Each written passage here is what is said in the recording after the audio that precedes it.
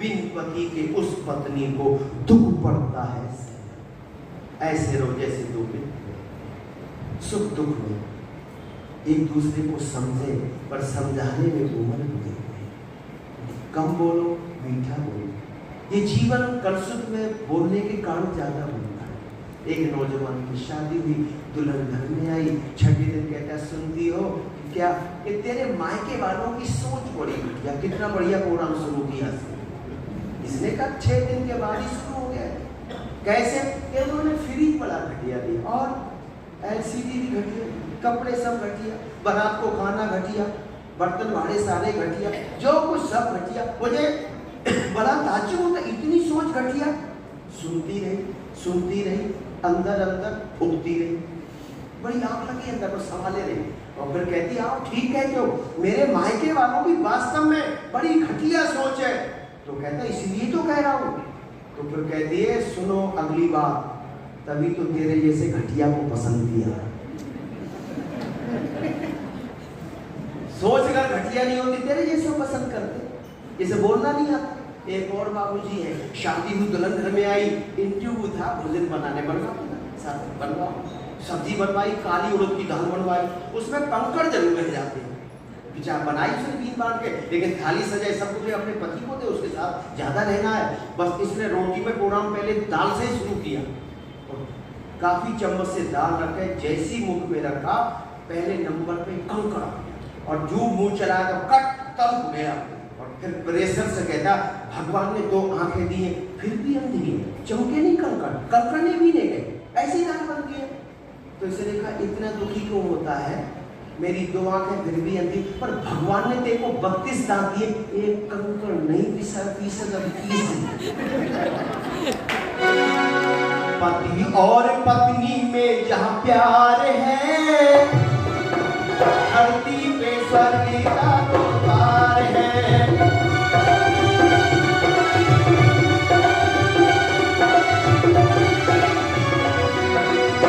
पति और पत्नी में जहां प्यार है, धरती पे स्वर्ग का द्वार है।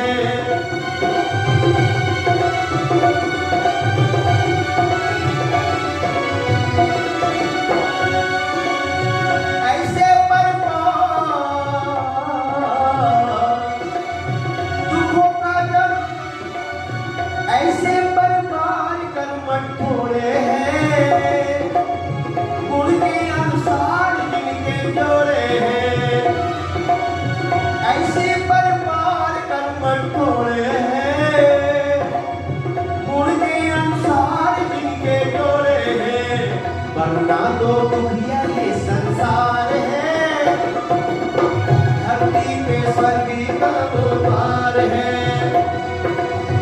पति और पत्नी में क्या प्यार है, धरती पे स्वर्ग का द्वार है।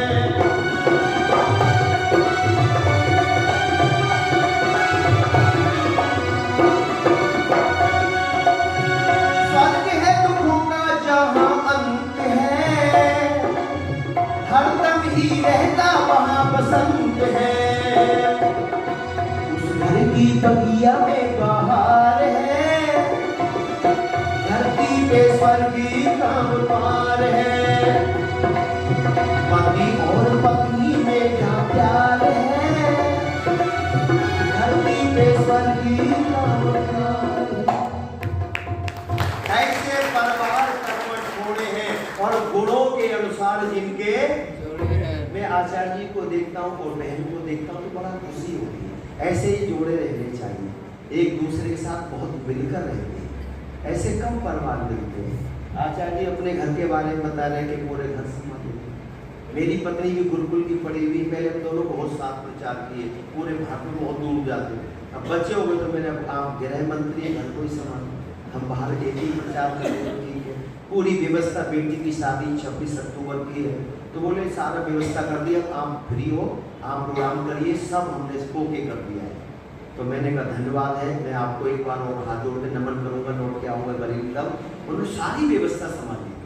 तो ये गृहिणी कौन होती है, किसी अस्पताल को कोई घर नहीं कहता, थाने को कोई घर नहीं कहता, रेलवे स्टेशन को कोई घर नहीं कहता, घर वही होता है जहाँ गृहिणी होती है और सदगृहिणी हो, जो घर को संभाल के रखती है, व्यवस्थित रखती है सारा। और हमारी बरादरी जहाँ रहती है वो अकेली घर में, देख लो जाकर, बर्तन देखो, उनके कपड़े देखो, भगवान ही मालिक है। ऐसा लगता है यार वो किसी का महाभारत का युद्ध हुआ है, कोई बर्तन सही नहीं, कोई कपड़े नहीं, सब लेकिन जहाँ माँ बहन रहती सब व्यवस्थित साफ सुथरा। एक गृहिणी घर को संभालती है। ऐसे परमार कर्मठ थोड़े हैं गुणों के अनुसार जिनके, जहाँ पर 36 लिखे नर्क, जहाँ 63 है वही स्वर्ग है। आमने सामने एक ने कहा दूसरे ने मानी, और नानक कहे दोनों ज्ञानी। एक दूसरे को समझो। 5 मिनट रह गए, एक गीत सुना दूं आपको, तो थोड़ा हंस भी लो। लोग हंसने को तरसते हैं आज, बड़ी टेंशन है ना, बड़ी समस्या है। शादी करते समय लड़का लड़की के गुण कर्म स्वभाव मिलाने चाहिए, घर बढ़िया बन जाएगा। लेकिन आज बहुत सारे लोग ऐसे हैं, वो दाम देखते, चाम देखते। मैं अपनी बेटी के लिए बहुत जगह गया तो लोग कहे 30 लाख, कोई 40 लाख।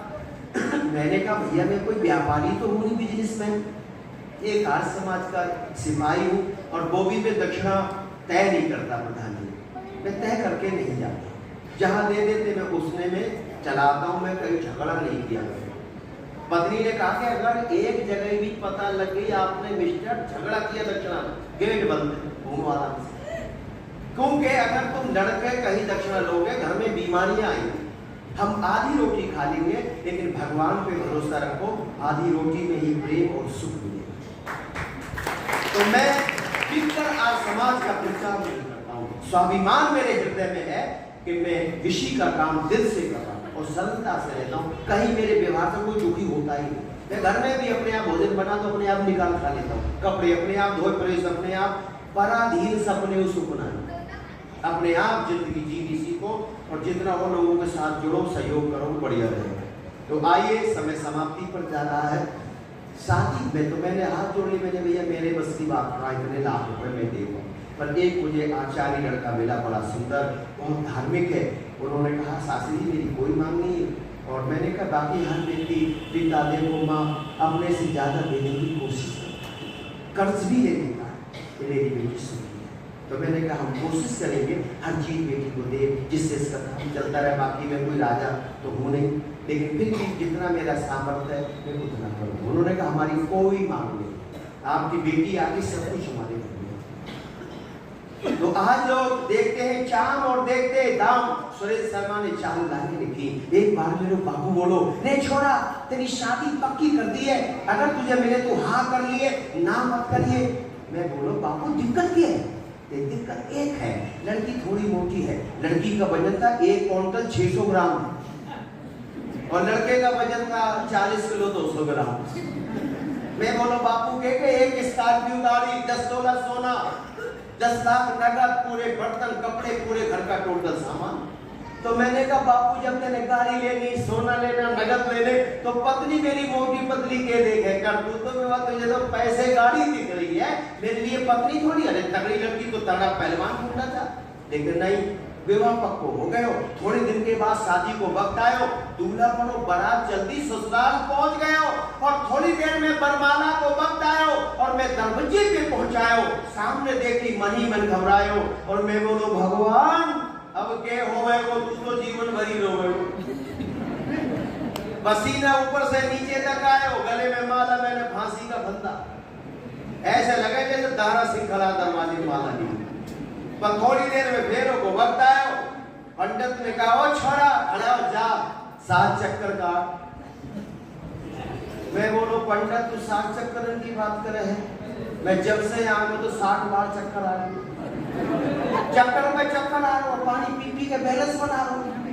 पंडित बोलो छोरा मन में धीर धरो, अरे गृहस्थ रूपी गाड़ी के 2 पहिए होंगे, जब दोनों पहिए मिलके चलते गाड़ी ठीक चलती। मैं बोलो पंडित गाड़ी क्या चलेगी? एक पहिया लगा दो, साइकिल को एक लगा दो, ट्रैक्टर को पीछे वाला, ये गाड़ी चलेगी। ये गाड़ी पर न चले तो खर्च में गिरेगी। पंडित बोलो छोरा इन बातों की है जो 3 वचन घरों में कौन से, कि जैसे पहले मेहनत करते अब भी मेहनत को बिल्कुल, और जैसे आपको अपनी पत्नी का सम्मान करना है, सबके साथ बैठी अपमान नहीं करना है, आदर देना। बोले बिल्कुल पक्का। और तीसरी बात, जैसे शादी के पहले तुमने किसी को नजर उठा के नहीं देखा, शादी के बाद भी तुम किसी पराई स्त्री को नजर उठा के नहीं देखोगे। अरे मैं बोलो पंडित, तू दूसरे की बात करे है, मैं तो डर के मारा याई को जीवन भर नहीं देखूंगा।